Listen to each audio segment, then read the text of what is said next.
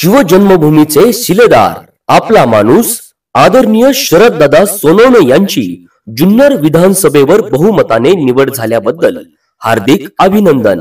शुभेच्छुक माननीय ॲडव्होकेट राजेंद्र कोल्हे आणि सर्व मित्रमंडळी, समस्त ग्रामस्थ, नारायणगाव वारवाडी।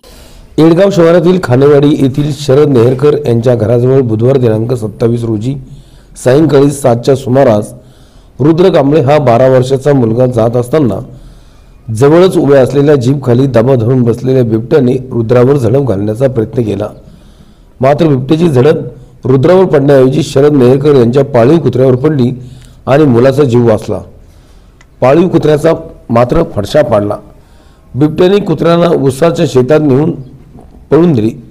याबाबतची माहिती वन विभागाचे वनक्षेत्रपाल लहू ठोकळे यांना दिली असून त्यांनी रात्रीची गस्त घालणारे वन विभागाचे पथक त्या ठिकाणी रवाना केले आहे।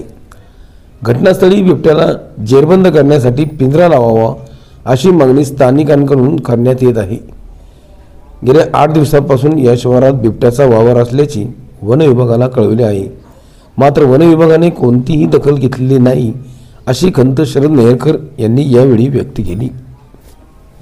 शिवजन्मभूमीचे शिलेदार आपला माणूस आदरणीय शरददादा सोनवणे यांची जुन्नर विधानसभेवर बहुमताने निवड झाल्याबद्दल हार्दिक अभिनंदन।